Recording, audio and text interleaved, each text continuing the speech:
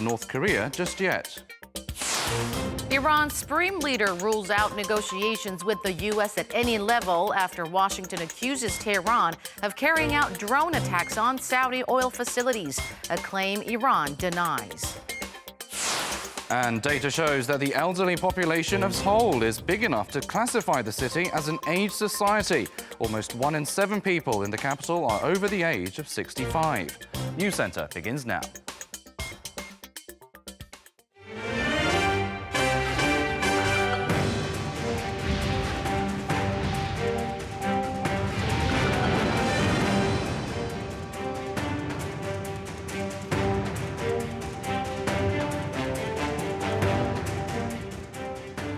Good evening and welcome to ARIRANG NewsCenter, coming to you live from Seoul. I'm Noah. And I'm Han-Daeun. Welcome to the program.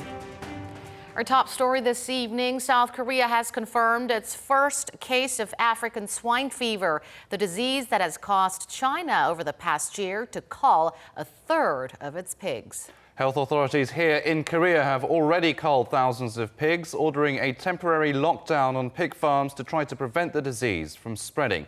Our Kim Jae has the latest. At around 6 p.m. Monday, 5 pigs were found dead at a farm in Paju, northwest of Seoul, near the inter-Korean border, from what was determined to be high fever.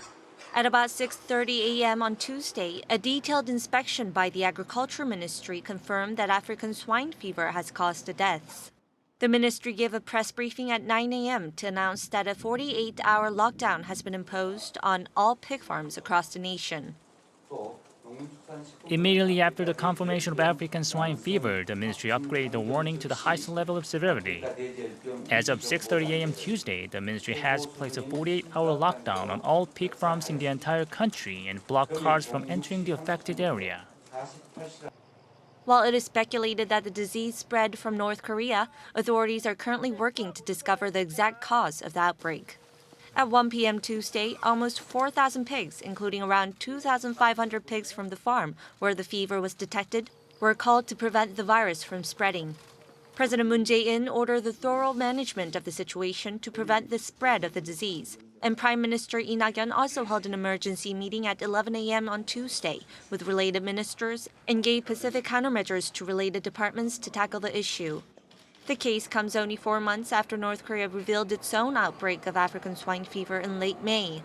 African swine fever is a disease highly fatal to pigs, with a near 100% mortality rate.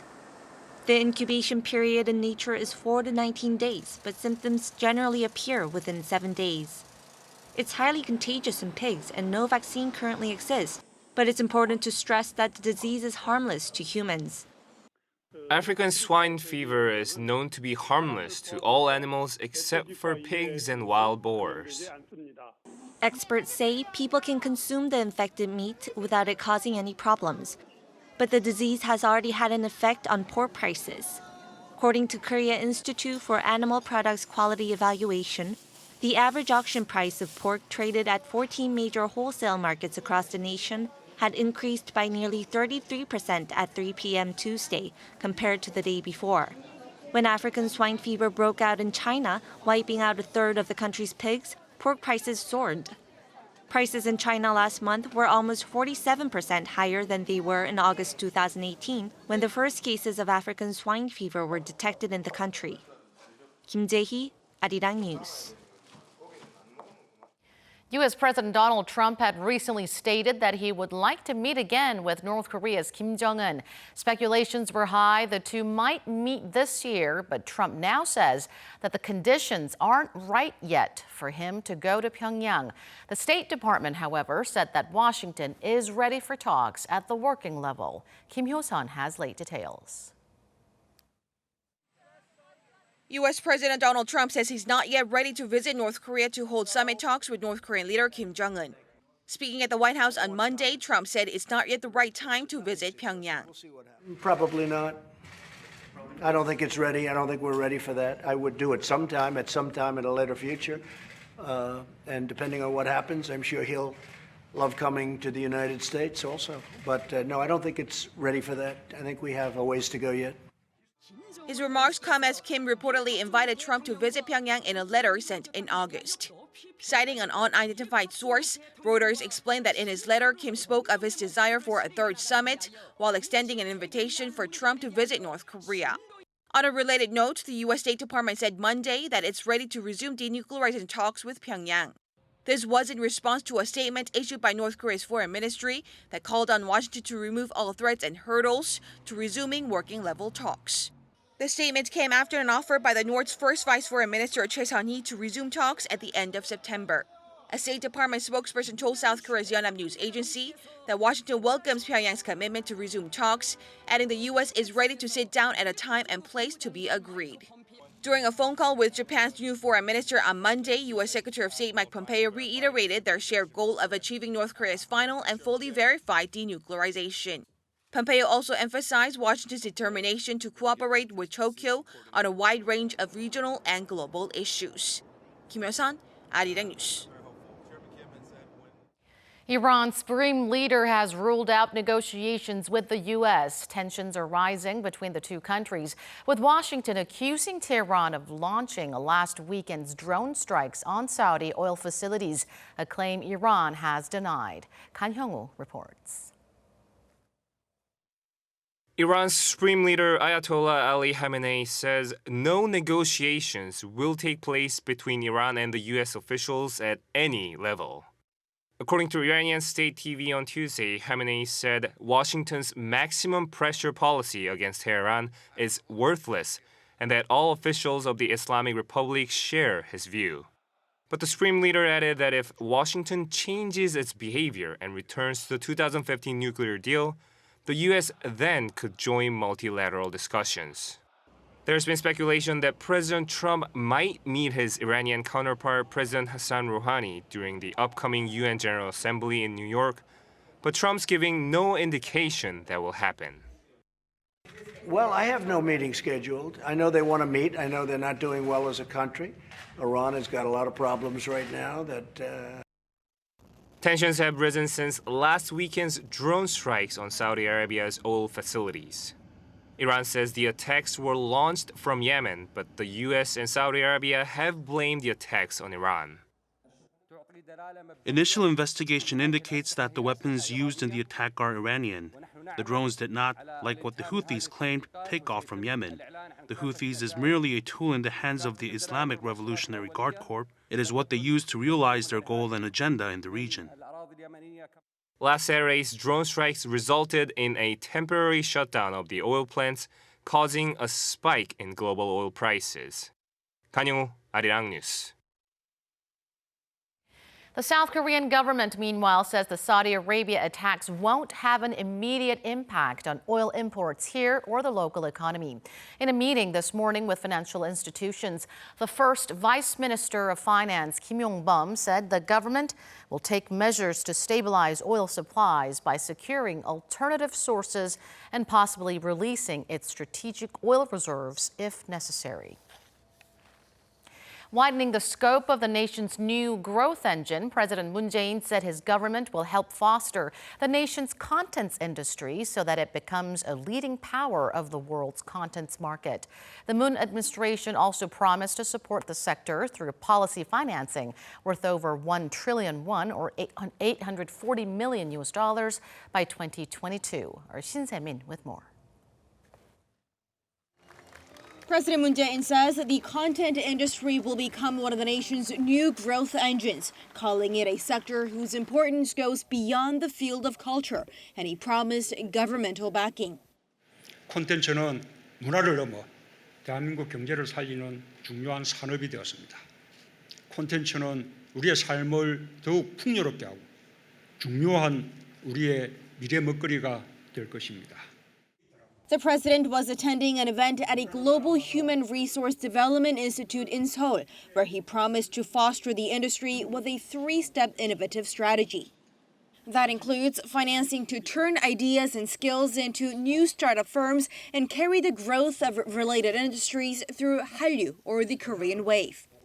Together, the Culture Ministry and the Science and ICT Ministry said they plan to infuse 1 trillion won, or some $840 million worth of policy finance into the industry by 2022.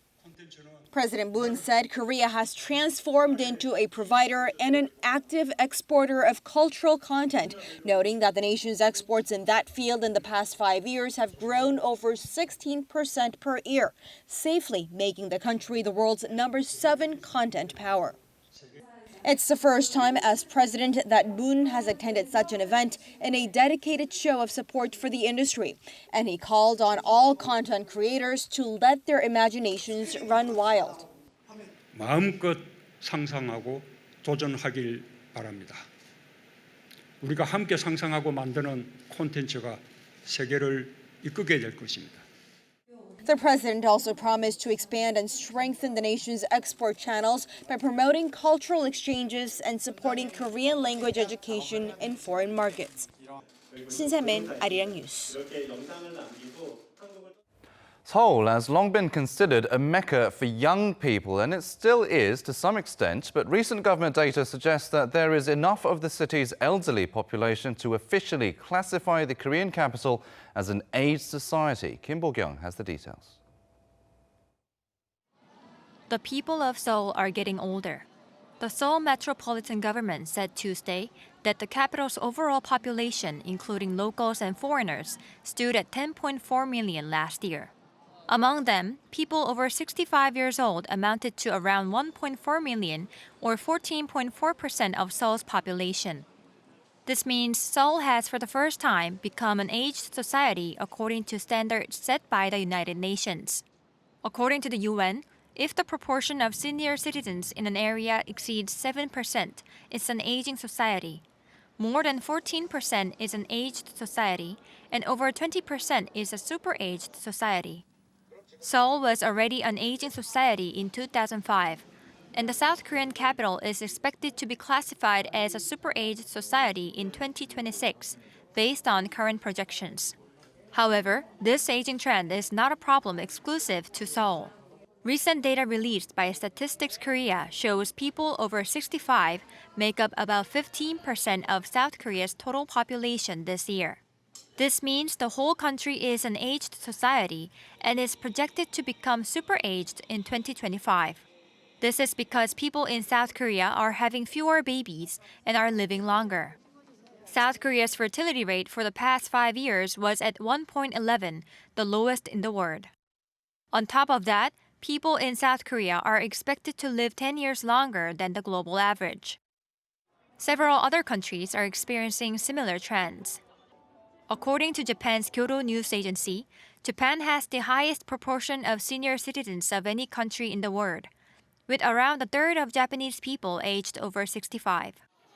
Even the urban center of Japan, Tokyo became a super-aged society some 9 years ago, with around a fifth of the city's population made up of seniors according to Japan's national census. Countries like Italy, Portugal, Finland, and Greece, with around 22% of citizens aged over 65, are also already super-aged societies. New York City is also seeing a big shift. Today, nearly 1 in 6 New Yorkers is 65 or above. When it comes to the entire U.S. population, people over 65 made up 15% of the overall population in 2014, making the U.S. an aged society. It is expected to become super-aged by 2050, according to the World Population Review. As fewer people start families in certain parts of the world, urban centers once known to be cities of usefulness are turning grayer by the day. Kim Bo-kyung, ARIRANG News. It's been about a year since South Korea adopted a new law limiting weekly working hours to 52, meaning employees can only do 12 hours of overtime a week. It affects the country's bigger companies for now. Our Tresh Young looks at how things have changed under the new system. The latest data released by South Korea's Labor Ministry shows that most workers in Seoul work fewer hours since the introduction of the new working hour law.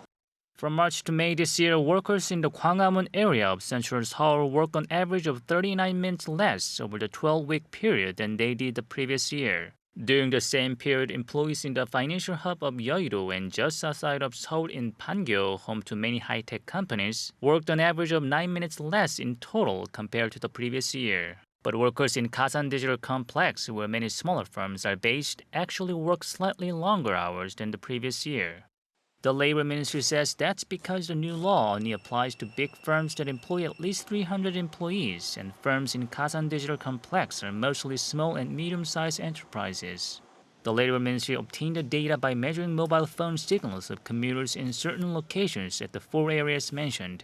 The ministry also found that many businesses pushed back their opening hours and more workers left the workplace earlier than before. Workers in their 40s benefited most from the new law, working 15 minutes less, followed by those in 30s, 20s, and 50s. The report also found that workers spent more on fitness and leisure activities such as bowling, tennis, and swimming. 최시영, 아리랑 뉴스. The US and Japan have been working on trade negotiations for quite some time now, and they made some progress last month, signing in principle to a trade deal. Now the talks are perhaps getting a step closer to the final stage. Our Lee Kyung-eun tells us more. U.S. President Donald Trump said on Monday that he has reached an initial trade agreement with Japan. In a letter to Congress, Trump said the U.S. aims to achieve a comprehensive trade agreement to bring about a more fair and reciprocal trade through tariff reduction. In a previous deal reached in August between Washington and Tokyo, Trump and his Japanese counterpart Shinzo Abe agreed in principle on various sectors including agriculture, industry, and e-commerce. Automobiles were excluded. As for this agreement, although the details have not been revealed, reference on automobiles are omitted as well. Tariffs on automobiles are a critical issue in both countries and has been source of delay in their trade talks. With the U.S. struggling with a major trade deficit in automobiles and components, it has been threatening to impose 25% tariff on those goods imported from the EU and Japan. This in turn made it difficult for Japan to come to an agreement with the United States. To reach a compromise, Japan made concessions in August, like agreeing to buy excess U.S. corn. The U.S., meanwhile, centers its interests largely on agriculture in order to bring some relief to U.S. farmers who are already struggling from the ongoing U.S.-China trade spat. With Monday's progress in bilateral trade talks, attention is now on whether the two will sign a final deal when they meet on the sidelines of the UN General Assembly in New York later this month. Lee Kyung-eun, ARIRANG News. South Korea is upping the pressure on Japan to not release radioactive wastewater from the crippled Fukushima nuclear power plant into the Pacific Ocean.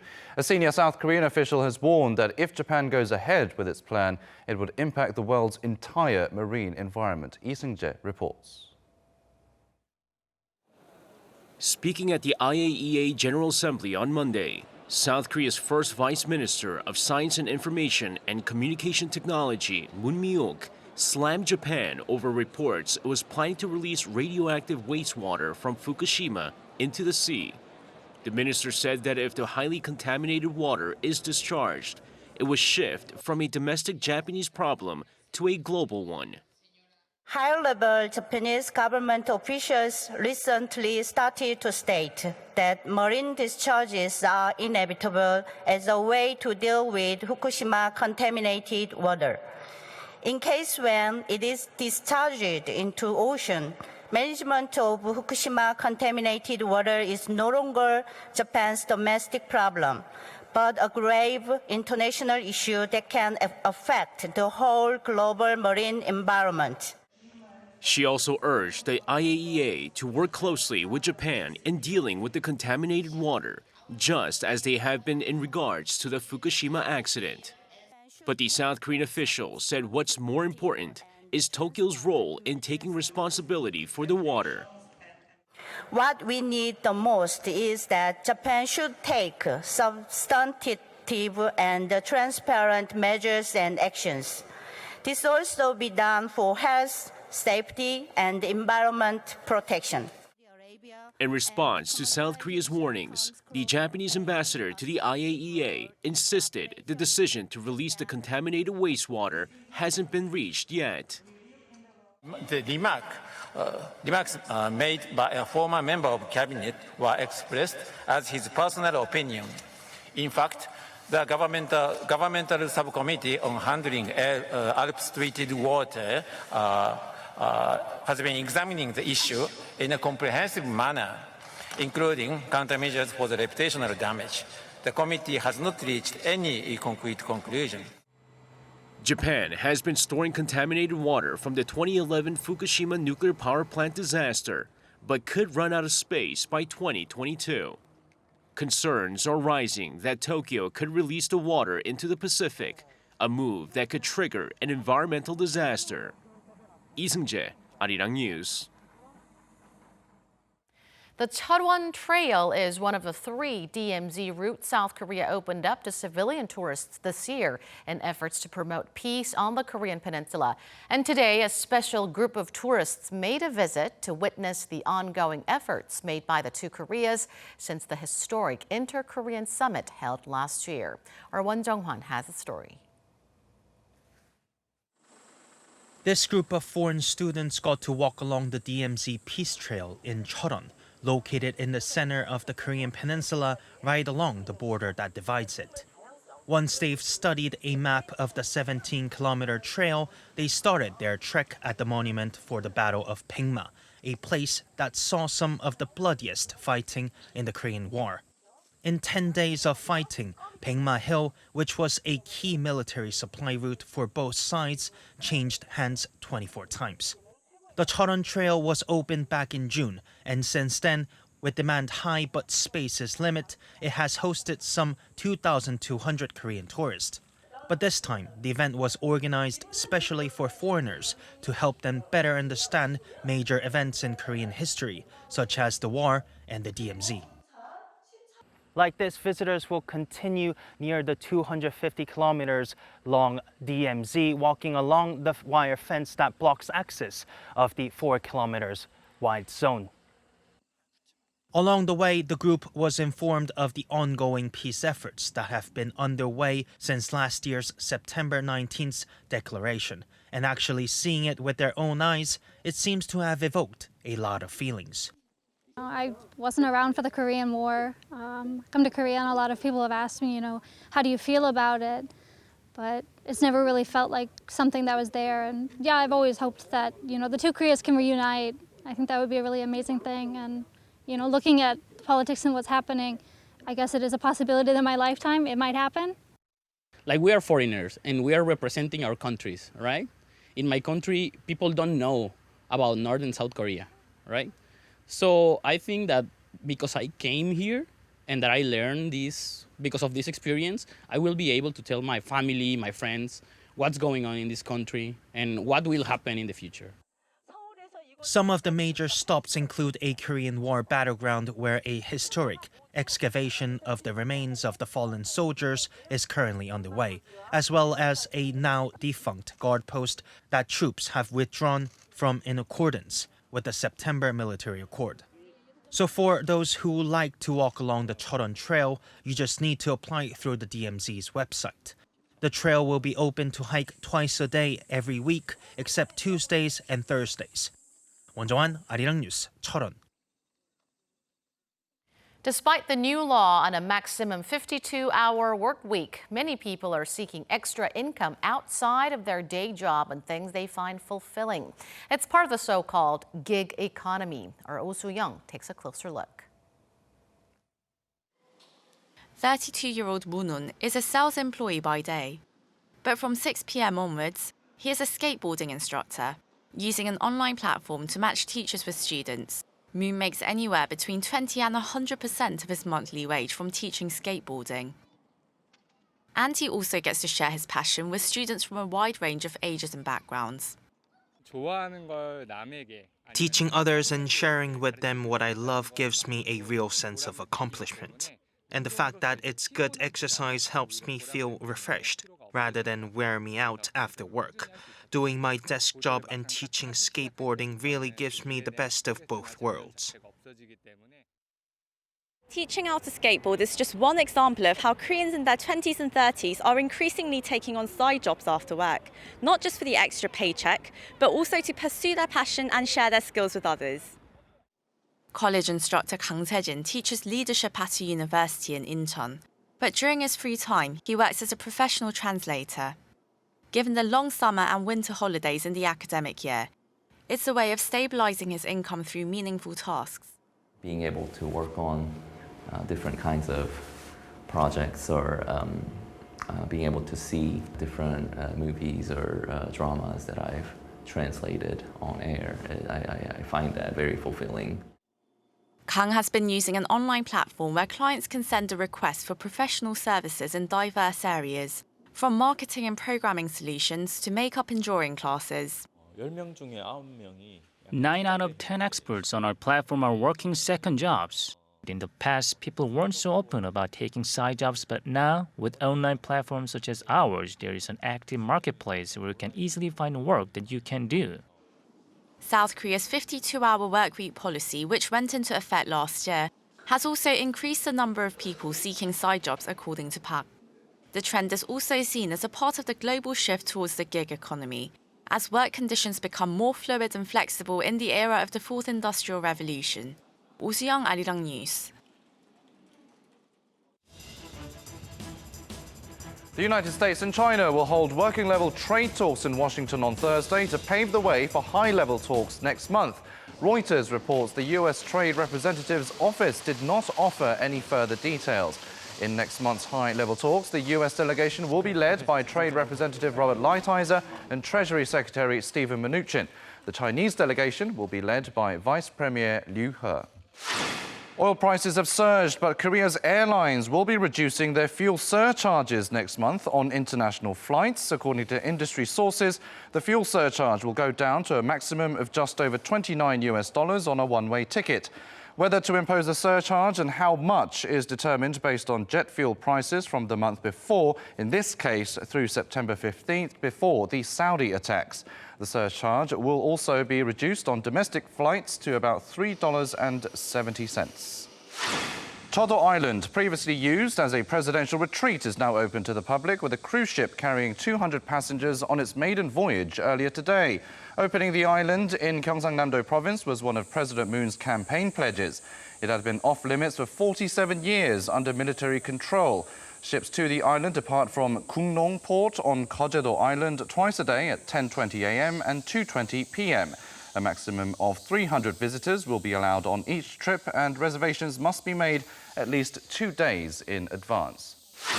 Seoul is looking to become a global city of music. The capital plans to create 4 times the number of music institutes for the public by 2023, so more people can learn to play instruments and enjoy concerts closer to home.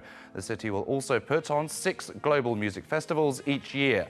Also, throughout the year, there'll be events such as the Seoul Drum Festival, the Indie Music Festival, and Seoul Traditional Music Festival. The first of these will be the Seoul Music Festival, held in and around Gwanghwamun Plaza from September 28th through October 6th. That has been your 3-minute news flash.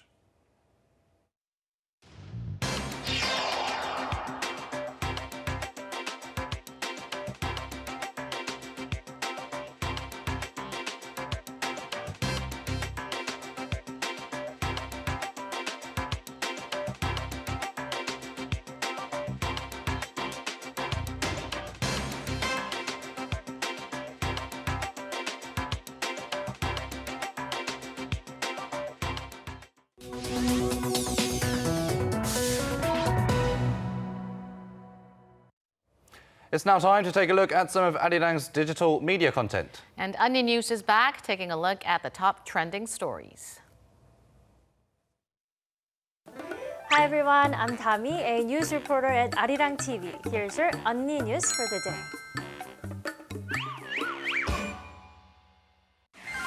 Just with this one card, South Koreans can drive wherever they want, even if it's Switzerland or Finland. Starting September 16, South Koreans' driver's license has the same power as the international driver's license. So that means for 3 months, South Koreans can freely drive in 33 countries, including Denmark, without having to apply for an international driver's license. So the back of the license will have all the personal information in English, and people can apply for one at all driver's license examination offices in the country. South Korean government says it will expand the number of countries so South Koreans, including myself, can drive around the world with just one driver's license.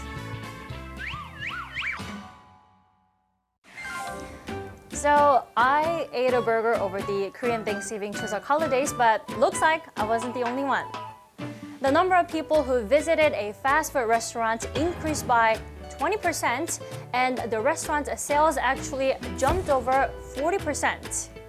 I mean, we all love our grandmas just feeding us all day long, but same food 3 times a day or even more apparently make people crave for some greasy burgers and fries.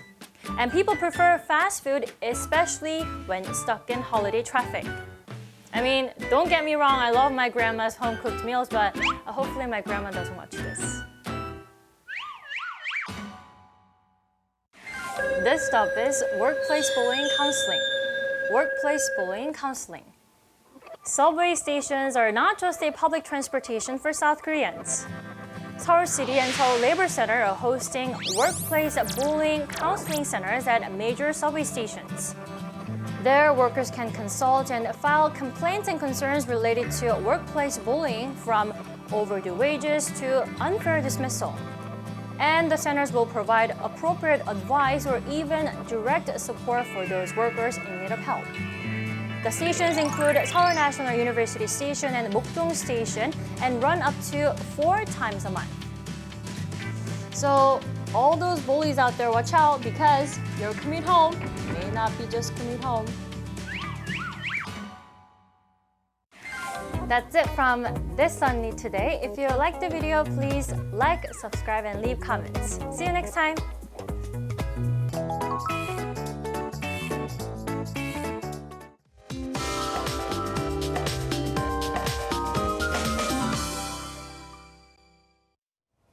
Although it's still a bit hot during the day, the pleasant autumn weather continued here in Korea. Let's see if the fine weather continues tomorrow. And for that, let's turn to our Michelle Park, who is at the Weather Center for us. Michelle. Good evening, guys. Now, as of tomorrow, the weather will feel more like autumn than summer for some parts of the nation, including here in the capital, as the daytime highs won't be as hot as today. Now, the clouds from the morning will clear up by noon tomorrow, allowing us to look up to some nice, clear autumn skies as well. Now, there are large temperature fluctuations as we transition into fall, so make sure to have an extra layer to wear during your commute. Now, morning lows are about 1 to 2 degrees higher than they usually are this time of the year. Now, Seoul and Gwangju will be waking up to 18 degrees Celsius, while Daegu and Gyeongju starts off a bit chillier at 16 and 15 degrees respectively. Now, looking at our daily highs, Seoul and Jeju are cooler than today at 26 degrees, while Daegu and Busan stay similar to today at 29 and 28 degrees respectively. And the sunny skies that we have in the central region will turn cloudy into the weekend, whereas Jeju and some provinces will see rain in the forecast. Now, the temperature will drop further as the week goes on, but big temperature differences will continue. Now, we'll leave you with the weather conditions around the world.